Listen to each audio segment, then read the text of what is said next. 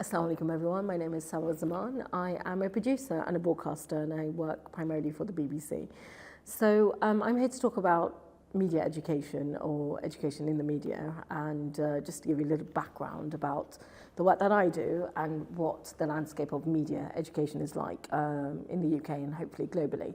So the role of the media really in its essence is to inform and to educate. So it's a public service and it's there to inform the world with what's going on from day-to-day activities to news stories.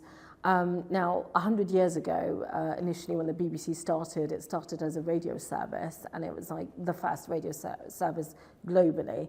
And fast forward 100 years, you see how the landscape of media has changed quite rapidly. So not only do we have audio and just, the linear service of radio, we now have things like television and we also have podcasting and we now have, the phenomenon of social media, which has obviously changed the landscape. So my specialism in media is religion and ethics and social issues. So I spend a lot of my time unpacking the world of religion and what the role of religion means for people in everyday society. So I spend a lot of my time, unpacking stories and people who trust me with their stories to share them with the world. I primarily make programs for the BBC World Service, which is a radio station, an outlet, a global radio outlet. So when you talk about the audiences and the type of audiences that I'm serving, you're looking at a huge global audience where religion, almost 98% of those audiences, religion or faith is really important to them because it serves a global audience. And so you're serving an audience where faith is important to them. So it's important for you to be able to unpack those stories where it resonates to them and also resonates to the audience who is listening to those stories. So, what does media education mean? So traditionally, there's no actual pathway into a media educational route in the UK anyway. Traditionally, 20, 30 years ago, people would have just got a very good standard degree and they would have gone and sort of like landed a job in a newsroom and sort of landed on the job. Now, 20, 30 years on, that landscape has changed. So you can now do multimedia degrees, you can go and do journalism degrees, you can go and do masters, or you can specialize into other forms of media. It doesn't have to be news. So it can now be podcasting, audio, it can be multimedia, and it can even be social media, which is obviously the big thing that is, where the world is, going towards. So when we talk about education, I come from a population, from a country where education is, generally quite good. It's, around 19 in the world. So it has a high educational populace. It has a high statistics, but when you talk about religious education, that's quite interesting because the UK itself is built on Christian values. So it's a country that has a Church of England as its head. So we will have assemblies in school, and these are things that are sort of like inherited, with you when you're studying in school, and then when you grow up, you go through the education system. However, when it comes to higher education, such as degrees, you have less students who are graduating, so you have about 27% of the population that actually ends up going to universities and actually getting a degree. And out of that 27%, very few are going in to do media degrees because people tend to think media degrees are very difficult or they're not going to be taken seriously when you go into the work field. So lots of people are going into jobs and they're coming out, lots of people are going into education and they're coming out, there's not really a job for them to go into. My pathway was different because I ended up going to a university where I actually did theology as my degree and my master's, and I happened to just fall into education, fall into the media. So unlike a journalist today who might actually do a multimedia degree, I actually learned all my skills on the job, which I felt like was the best way to learn my skills. So I started off in a newsroom, and that's basically, the best. In my opinion, that's probably the best way to go and learn your journalism skills and sort of like build the skills that you would need in order for you to kind of pursue ahead in that career. When it comes to faith communities, which is what I make programs for, I'm from a Muslim community. In the UK, it's quite interesting because it's predominantly a Christian country where 47% of the public, the citizens are Christian. And then you have the next largest group, ethnic or faith group, is Muslims, and they make up 6% of the population, was just under 4 million people. And then you have the other faiths such as Hindu, Sikh, Jewish communities, and other faith groups as well, like Baha'i. And there's also non-belief. Now, non-belief has been growing for the last couple of years. Now, non-belief in the UK is about 27%. So although we have a large non-belief statistical, shall I say, group, members of society, religion is part of every fabric being of our society, and is also part and parcel of the media. And the reason I say this is because when we look at the world today and all the reporting that's coming out, whether it's the news stories, whether it's in war-torn regions, or whether it's to do with governance and politics, a lot of it has religion infringed in those themes. So religion is constantly making the news. And so when you're thinking about the media, you're like, well, you know, how does then the media then portray religion when it comes to actually doing religious reporting? And this is where news is actually quite fascinating, because in the UK, generally, the religious literacy in the UK is actually quite poor. So although you will have, religion constantly making the news and making stories and stuff, the number of people, journalists, that actually are trained in religion is actually very, very small.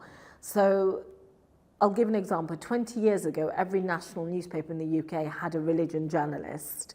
That was across every single broadsheet and every single paper. Now we have about one in a national newspaper. So that will give you a sense of an idea that people who are reporting on religion don't necessarily understand religion, or people who are making religion programs don't necessarily have a religion background themselves, or may or may not be from a faith, but it's the fact that they don't have religious literacy. And the religious literacy is becoming a huge issue, not just in the media landscape, but across the UK, and especially when it comes to things like policy and governance, because they go both hand in hand. In the UK, we have the freedom of press, which is great. So, you know, people can express as and what they want to.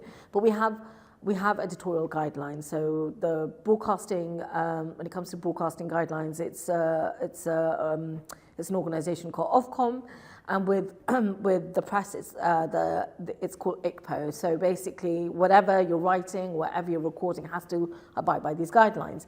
Now, the BBC is very clear when it comes to its guidelines. It actually has some of the best guidelines in the world, irrespective of what people's opinions are of the BBC. They have some really, really important guidelines, such as, you know, fairness and fair reporting, and, you know, being very careful when it comes to underage reporting, ensuring that all those sources are, you know, double, triple checked, you know, ensuring that the script writing is done correctly, you know, whether it's going through legal channels. However, when it comes to religion reporting, this is where there's a lot of discrepancies. As I mentioned earlier, there isn't necessarily any religion journalists who may specialise in this. So you'll have departments that won't necessarily speak to each other, like news won't necessarily speak to radio won't necessarily speak to television. And so they're all making the same story, but nobody's talking to each other. And so they will need to go to an expert. But because they don't have in-house experts, they'll just maybe find somebody random and they'll think that they'll know the answer. And so that's not necessarily true. And the BBC sometimes has gotten into a lot of trouble for this. What's interesting is, when it comes to education, now half of the world's population is under the age of 35. So we're dealing with a very young audience and a very well-informed audience, where English tends to be, you know, a very main-spoken language. So a very young, savvy, smart, well-informed audience who care about what's going on in the world. So when we're reporting, when it comes to media and education and reporting on religion, we have a responsibility to make sure we're serving our audiences. And for me, it's obviously a global audience. Now, some of the best stories I've ever made is working in countries abroad where people have actually told us their stories, or working in war zones where you see things firsthand. And it's those compelling stories, it's the human interest stories that enable me to do my job. And it's young people also that have come with fresh ideas and come up with ideas and their own stories in their own places of their own countries, or the places that they belong to and the stories that they identify with. They're the ones that make really, really good stories. And this is where the media landscape has changed because of social media today. We have so many more young people that are entering the world of media because social media allows people to do that. It allows people to produce their own podcasts. It allows people to do their own vlogging now. And that enables young people to be empowered and take control of their own stories rather than those stories being led by a traditional outlet or traditional media outlet, which is what's happened over the last, traditional 10, 20, 30, 40, 50 years. Now, I'm going to talk a bit about religion in the media because I think that's really interesting. I have touched upon it, but when we talk about how we frame religious terminologies in media, this is always going to be an interesting way of looking at things, especially when it comes to things like Islam. In the UK, we have a huge media outlet, but there's always discrepancies when religion is reported, especially when it comes to Islam, because Islam is considered generally as a very threatening religion, as very aggressive, they're out to get everybody. So when media reporting, when there are stories being told, or if they're headlining stories, those stories need to grab the attention of the audiences. Now, what's interesting is when you're looking at a global audience, well, from a global context, you'll be looking at a religious audience, but when you're looking at individual countries like the UK and the West, the majority of audiences aren't Muslim. They're going to be non-Muslim audiences. So the stories will always appeal to non-Muslim audiences, but you'll always have the religious audiences that may or may not get offended, but a lot of the time they tend to get offended by the way the reporting or the lens of the reporting. In the UK, we also have a rise of Islamophobia, and this is something that's been really prominent over the last, 15, 20 years, but more so in the last 10 years or so, where Islamophobia has become much more apparent. And that's not just in civil society, which is I'm walking down the street and somebody may attack me because I'm wearing a hijab, or they'll tell me to go back to my own country. This is now also in media reporting because sometimes journalists lack the ability, or should we say the care, to actually do their homework. And so they will just write because that's just the media framing that everyone is used to. And because they're used to doing that, that's how they're going to lead that story. Also, what also doesn't help is when you have the images, when it comes to certain reports, and you have images of women in niqab, and then all of a sudden they think, oh, all Muslim women are like this. So it really feeds into the stereotypes of what people think religious communities are like, and that also feeds into these kind of fair, or this idea of fairing the other when it comes to religious groups and religious reporting. And this is where we have a responsibility, where people like myself have a responsibility, because in order to change the landscape of the media reporting, you need to be in the system to change it. And for me, this happened years ago when it was like a post-7/7 world, where all of a sudden, one day I was a normal girl going around, my, normal every day, and the next day 7/7 happened in the UK, and all of a sudden Muslims were, front line and centre, and people wanted to know whether I was British or Muslim, where were my allegiances. And then the media had a certain lens when it came to reporting for Muslims and Islam. So the whole discourse around that was, well, how do we change that? How do we change that language? It's all, you can be an armchair critic, you can sit down and complain all you want, or you can do something about it. So in order to change something, you've got to be in the system to change it. I will always encourage people to get into the media. I think it's a very vast area of journalism, whether it's journalism or whether it's reporting or whether it's kind of directing, producing, even working in film, drama. We need more and more young talent in this industry. We need more and more people of religious backgrounds in this industry, because they're the ones who are going to be able to direct the stories, especially when it comes to like the role that I do, because I'm not in front of the camera, I'm a producer, so I do all the editorial. I do all the editorial background, which means I come up with the ideas of the stories, we come up with the casting, we come up with the script writing, we work with all the presenters. My job is to cross all the T's and dot all the I's. And you have to make sure that it's all editorially sound and it's all correct, especially when it comes to things like, religious terminology, and that you're ensuring, I'm not an expert in, all religions. I'm an expert in certain things. I'm not an expert in everything. So I need to ensure that I can go to the right people to make sure I get the correct information that we're going to put out there to the audiences. But I think this day and age, for young people, this is now a huge opportunity for people to go into the media. We already see this with citizenship journalism. We have so many young people who are championing their own issues that they care about. The big one at the moment is the environment, where now COP is happening in the UK. Well, not in the UK, sorry, in the UAE, but COP has been really a big one, but also the environment over the last couple of years due to Greta Thunberg, who was a young person, brought it onto the arena, and now everybody cares about the environment. And so young people have the ability to dictate the way the media landscape is going, and they have the way to educate older people like myself and others who are traditional journalists in changing the landscape of the media and changing the way media reporting is happening, and also pick up the themes and pick up the issues that are important to them, because they are the future. And we all have a responsibility to leave a legacy behind us, but I think that legacy is for the next generation of people who will also educate us, and then hopefully they can leave those legacies for the next people behind them.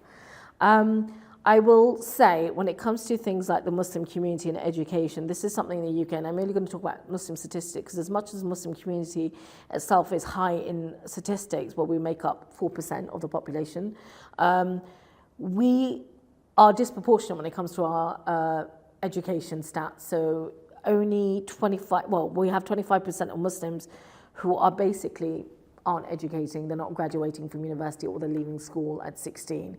That's completely disproportionate to the statistics. So there is a high number of people who aren't really interested in, higher education, or they're not interested in the traditional route of education.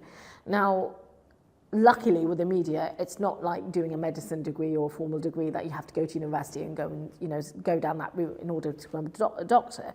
There are now apprenticeships that you can do. There are so many online organizations that actually support young people, especially people from different faith backgrounds, and people from other countries. So, opportunities to people who are outside of the UK who can actually apply for media internships and stuff, and there's loads of organisations doing it. The BBC does this all the time, but it's not easy to get into.